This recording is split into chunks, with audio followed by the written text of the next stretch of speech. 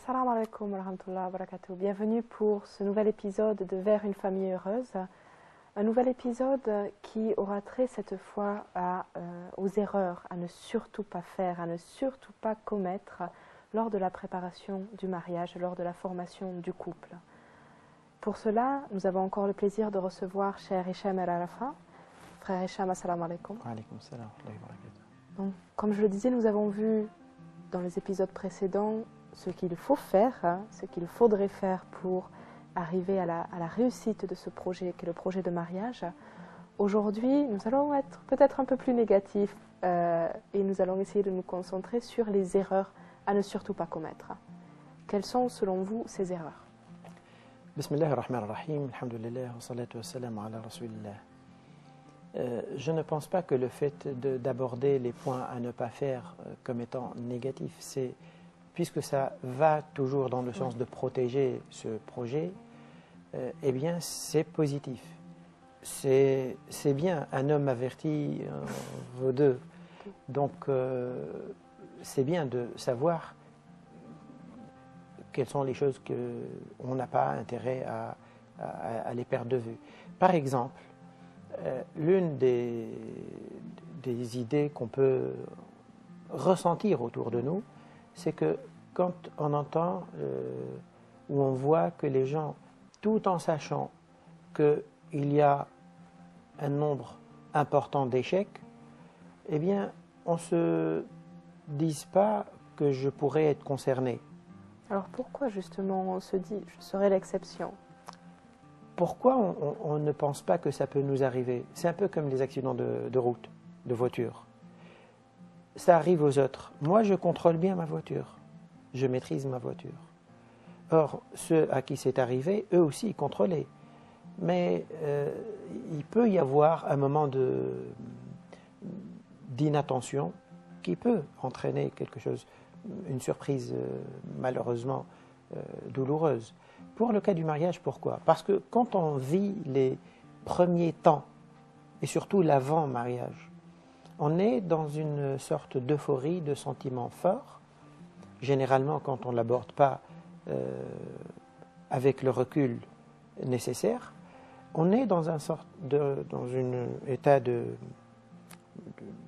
sentiments très forts qui nous font penser que on ne comprend pas comment ça peut arriver entre deux personnes qui éprouvent ce sentiment entre eux, pourraient un jour se séparer. Ils pensent qu'ils ne peuvent pas déjà, ils ne voient pas leur vie l'un sans l'autre. Eh bien, ça leur donne l'impression que ce sentiment-là est éternel, ça restera tout le temps comme ça, et que jamais il peut y avoir une surprise. Ce qu'il faut se dire, c'est que tous ceux qui ont divorcé, eh bien, ils sont tous passés par là. Et ils ont tous vécu une grande love story. Tous y sont passés par là. Donc pourquoi eux et pas moi? Ce n'est pas le fait d'avoir des sentiments. Ouais.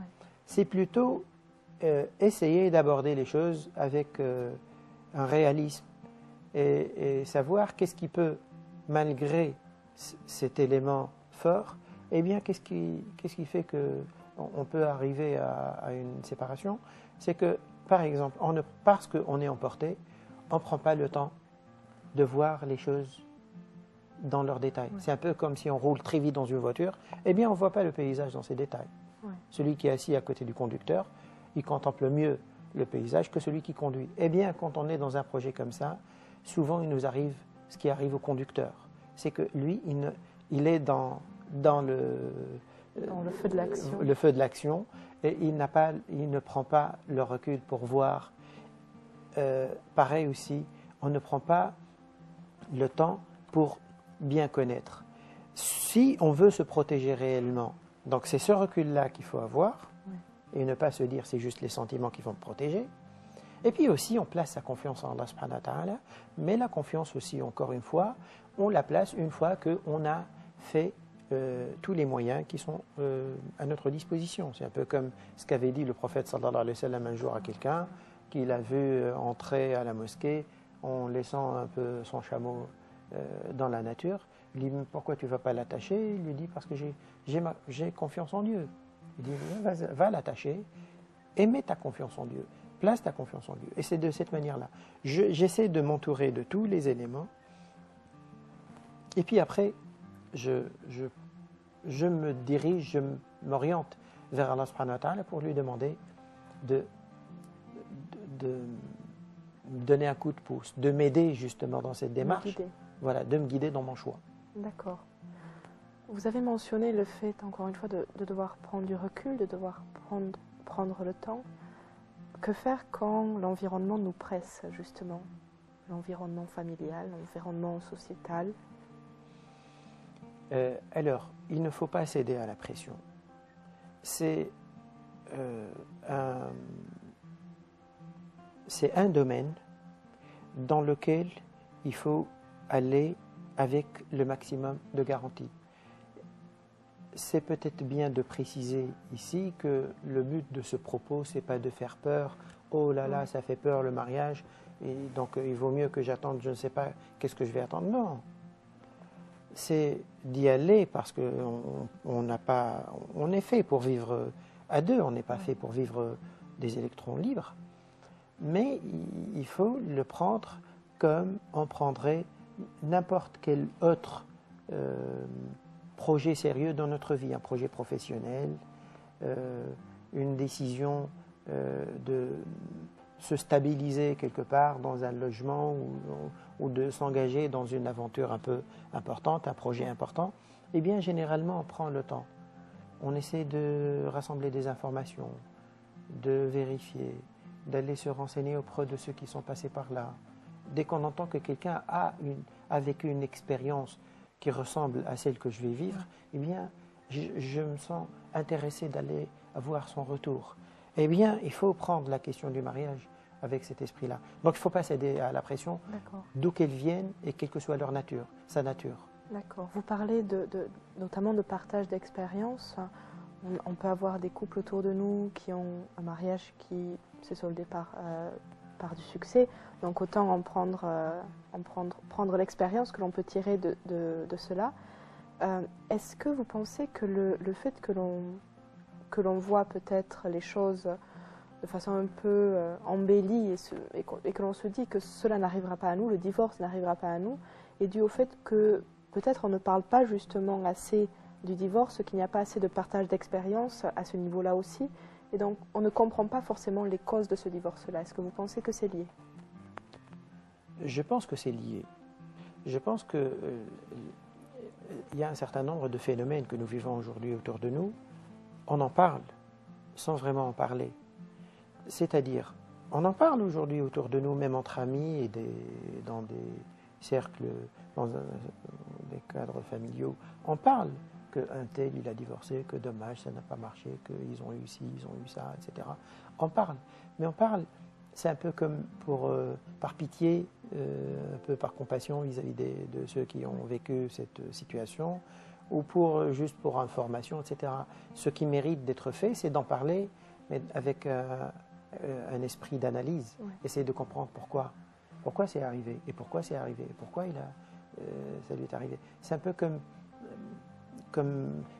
il est tombé malade, pourquoi, qu'est-ce qui a fait pour que j'évite moi aussi d'attraper ce problème-là. C'est un peu comme d'autres problèmes, par exemple liés à la famille, aux enfants, telle ou telle personne a eu une mauvaise aventure avec ses enfants. On parle, ah dommage, il a eu ci, il a eu ça, alors que ça aurait été mieux et bien.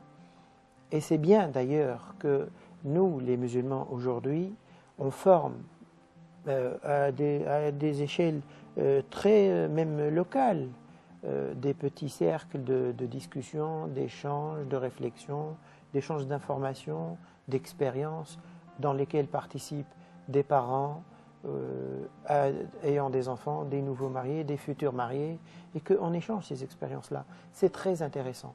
C'est nécessaire même.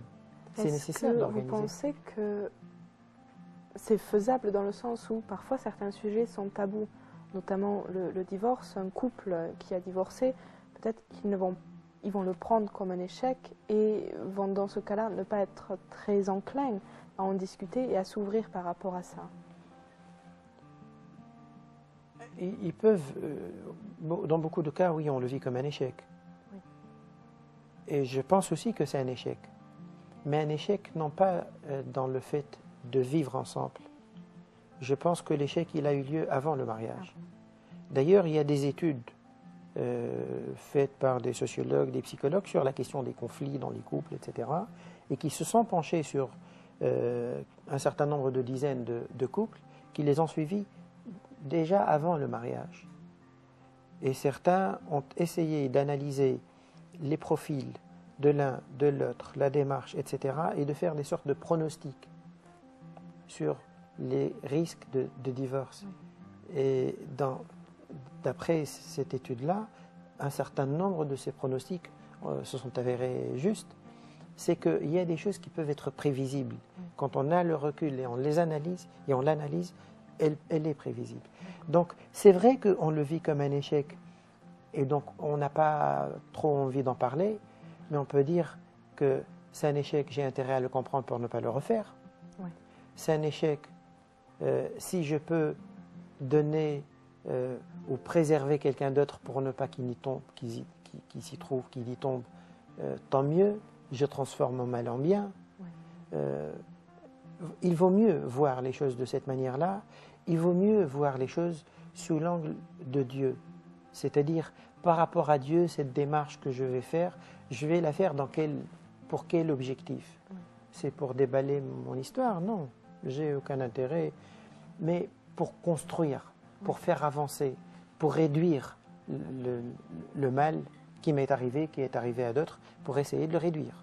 Donc, je pense que si on aborde les choses de cette manière-là, ça peut être que positif. Essayer d'être utile, malgré Exactement. le fait que parfois ce puisse être douloureux, essayer de se rendre utile par son expérience. Exactement.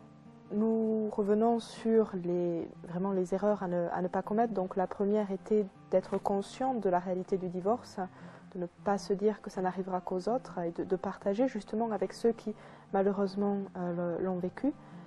Une deuxième erreur peut-être à ne pas commettre lors de la préparation du mariage est de ce que je pourrais appeler épouser ou tendre à épouser un potentiel, c'est-à-dire de visualiser dans l'autre une possibilité pour le futur, se dire bon finalement il n'est pas si mal que ça, il y a ce petit détail qui pour le moment ne me convient pas, mais Inch'Allah ça changera après le mariage. Qu'est-ce que vous pensez de ça? Ça aussi c'est vrai que c'est aussi la chose qu'il ne faut pas faire. C'est-à-dire que quand je me mets dans une démarche d'échange avec quelqu'un en vue de le connaître et de lui permettre de me connaître également pour décider par la suite si on continue ou non. Quand je vais décider de m'engager, il faut que je me dise dans ma tête que tel qu'il est là aujourd'hui, je sens que je suis capable de l'accepter comme il est. De prendre le tout. Le tout. Et même si j'ai un petit hic, j'ai un petit souhait, j'aurais bien aimé que tel ou tel point, tel ou tel détail, il ne soit pas en lui, eh bien, même si c'est le cas, je dois plutôt me dire, avec ça, est-ce que je suis prêt à vivre avec lui ou non? Si c'est le cas, eh bien, je m'engage. Sinon, c'est pas la peine. D'accord. Alors, ce phénomène du changement, qu'il soit attendu et qu'il n'arrive pas, ou qu'il ne soit pas attendu justement et qu'il arrive finalement, nous reviendrons sur ces deux aspects. Mais avant, nous allons marquer une courte pause. Je vous invite à rester avec nous et à nous retrouver dans quelques minutes.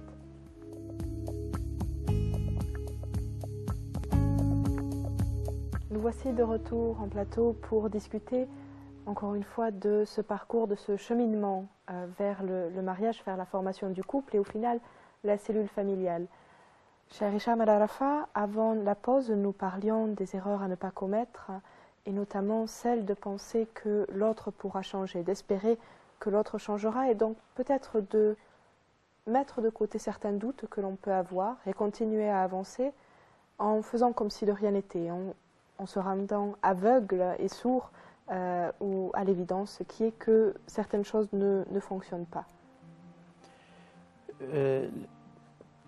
effectivement, il ne faut pas trop miser, il ne faut pas même miser du tout sur un changement. S'il arrive, tant mieux. C'est ce qu'on espère. Mais il faut se dire que s'il n'arrive pas ce changement, est-ce que je sens que la personne telle qu'elle est me convient dans le sens, est-ce que je me vois vivre avec ce défaut ou ce trait que je n'apprécie pas énormément? Est-ce que je sens que je peux le supporter? Si c'est le cas, si c'est pas le cas, il se peut qu'en attendant le changement arrive malheureusement dans le sens inverse. Il peut être plutôt négatif ou pire même. Oui. Donc il ne faut pas miser sur quelque chose qu'on ne maîtrise pas.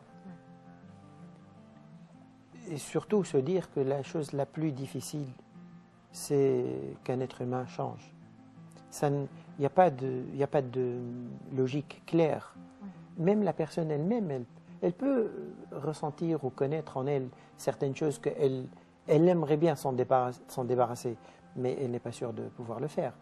Donc, je pense qu'il ne faut pas du tout miser sur « je veux bien », par exemple, quelqu'un, je prends un exemple parmi tant d'autres, qui sent que il est en discussion avec une sœur qui lui convient, elle ne met pas le foulard. Son seul, c'est qu'elle ne met pas le foulard. Mais il pense qu'elle le mettra. Dans la discussion d'avant-mariage, généralement, ce genre de contexte, c'est un peu comme le contexte électoral. Donc on est prêt à tout pour avoir les voix. Et on peut promettre. Tu es prête, oui, à demi-mot. Donc on ne dit pas exactement, parce qu'on ne s'attarde pas sur ces points-là. Et donc la personne dit, d'accord. Mais il se peut que les choses ne se passent pas du tout comme ça. Et surtout, il se peut que la personne, elle ait envie réellement, par exemple, de changer. Si on reste sur un exemple comme celui-là. Mais il lui faut du temps. Or, notre ami ou notre frère, quand lui, une fois, il se trouve dans la cage du mariage, entre guillemets, là maintenant c'est acquis. Il attend les promesses. Voilà, il a donné sa voix, il veut le retour. Bon, maintenant, c'est bon, c'est acquis. C'est quand? Et il commence à présenter ça comme une pression. Et donc là, il peut enlever le peu d'envie qu'elle avait à le faire, eh bien, il peut déclencher un processus inverse. Le mieux, le plus prudent, c'est de se dire, la personne telle qu'elle est, si elle reste telle qu'elle est jusqu'à la fin de sa vie, est-ce que je sens que je peux vivre avec ou non? Mais je dirais même qu'il faut aller un peu plus loin. C'est que, vous savez, il y a des aspects, quand on voit quelqu'un, on voit en lui des aspects positifs et quelques aspects négatifs. Oui. Dans la phase où on est un peu emporté, on a tendance à augmenter le coefficient des points positifs et minimiser le coefficient des points négatifs. Après, une fois que l'engagement est fait, que le mariage est fait, que donc là la vie commence à fonctionner normalement, malgré nous, inconsciemment même, les coefficients vont commencer à s'inverser, pas s'inverser, mais en tout cas à changer. Oui. Et donc les coefficients positifs auront tendance à baisser. Et là, l'autre, même s'il ne change pas, il peut paraître avoir une taille un peu plus importante.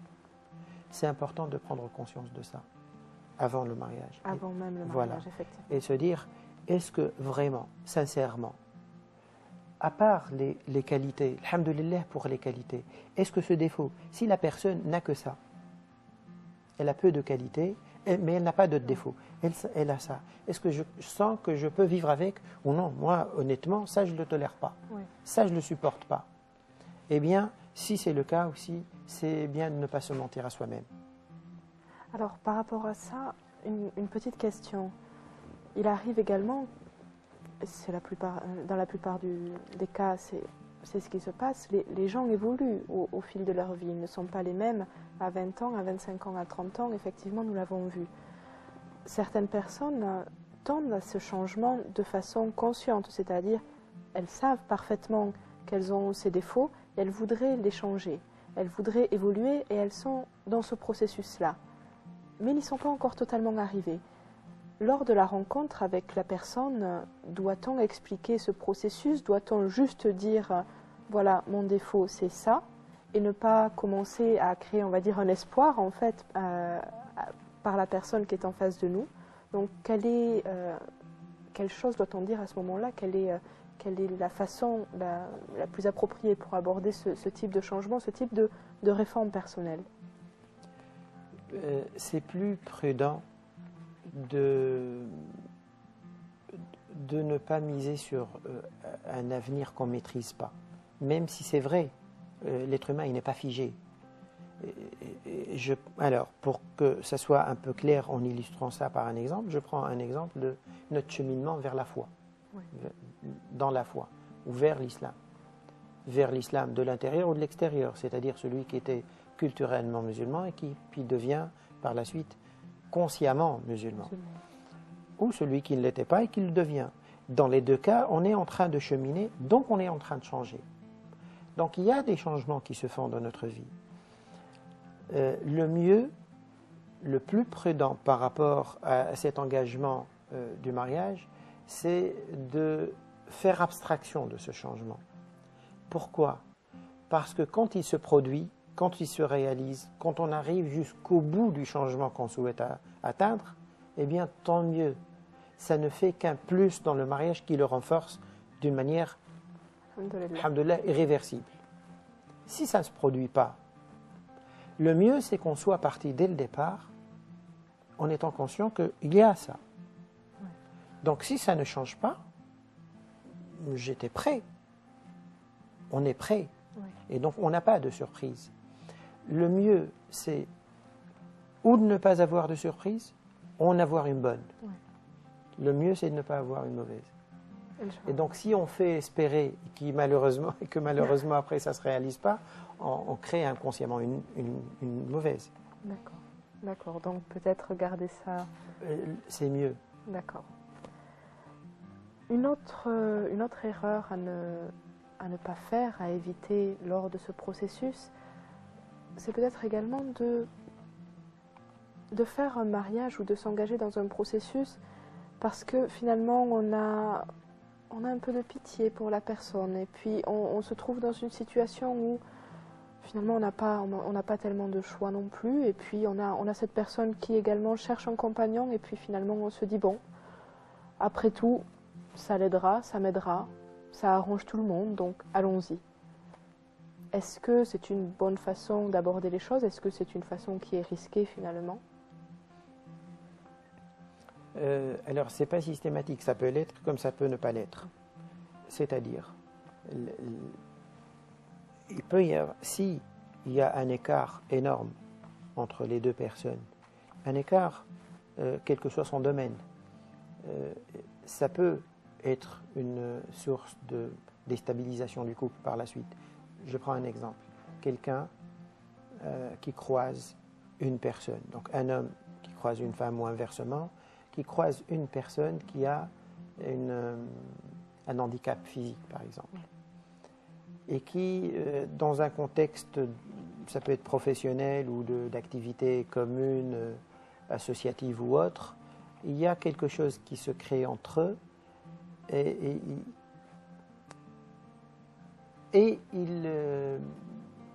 c'est peut-être pas forcément quelque chose d'affectif. Il apprécie l'action qu'elle fait, par exemple, l'engagement qu'elle a, et puis ferme les yeux sur l'handicap. C'est possible que ça marche. Par la suite, s'ils s'engagent, s'ils abordent la question un peu dans la logique globale oui. que nous avons développée le long de ces émissions. Si ça s'est abordé de cette manière-là avec suffisamment de recul, ça peut ne pas causer de problème plus tard. Mais si ce qu'on met en avant, c'est que on a un peu pitié de la personne et comme si on veut lui rendre service, oui. C'est louable en soi. mais il faut qu'on soit très fort intérieurement, qu'on soit imperturbable, dans la durée imperturbable. C'est-à-dire que même plus tard, je ne pourrai pas me trouver dans des situations de comparaison, de remise en question. Qu'est-ce que j'ai fait? Pourquoi je me suis engagé là-dedans? Là, il y a un risque, oui, que si on ne fait pas un mariage dont on est convaincu pleinement, on peut se trouver un peu sceptique par la suite et Allahu A'lam, on peut réagir mal. Et subhanallah, c'est ce qui se produit dans le couple. Peut-être on abordera une autre fois la question des tensions dans le couple. Ça commence par des petites choses, on commence à avoir une distance, et puis on fait un reproche, puis on regrette, et puis on accumule, et puis à un moment donné, on arrive à établir un froid qui ouvre la porte de la sortie. Voilà. Il ne faut s'engager que quand on est vraiment pleinement persuadé, convaincu de cet engagement. D'accord, donc être convaincu de son choix, être également réaliste par rapport au divorce, au phénomène même du divorce, ne pas s'engager par complaisance ou pour rendre service, et également ne pas s'engager sur un potentiel changement du futur conjoint. Donc, ce sont plus ou moins les erreurs à ne pas éviter selon vous au moment de la formation du couple. Je vous remercie pour ces indications. Je vous retrouve ainsi que vous, très chers téléspectateurs, pour un prochain épisode très rapidement.